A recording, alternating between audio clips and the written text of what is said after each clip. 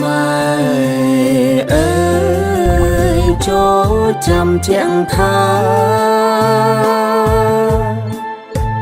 តាមសៅវតា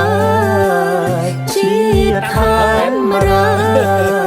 ធ្លាប់តែទឹកដីខ្មែរធនទូលំទូលា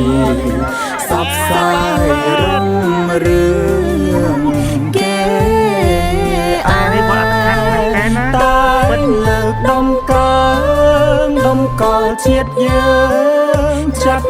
ទុំឡើងជាជាតិច្បងស៊ុំមួយ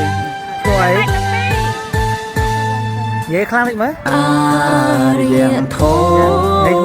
ខ្ពងខ្ពស់ឆាតឆាយបានចេញសពសាយក្រុមទើទាំងឡាយចំបោពីសាសនាសិល្បៈចំឡាក់វិចិត្រគុណិត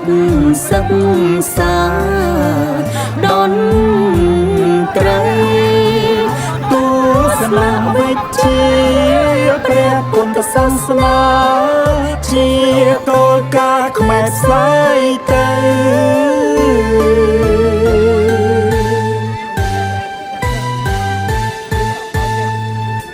ខ្មែ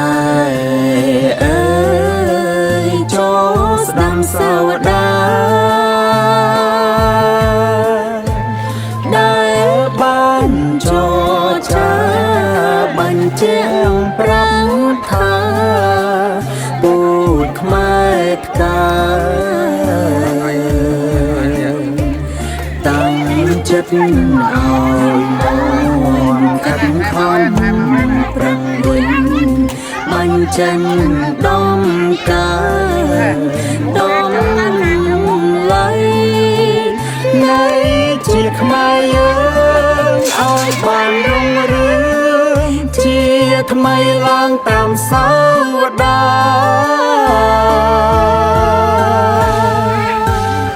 អត់មានមួយអត់មានប្រហែលលោកមុតដែរ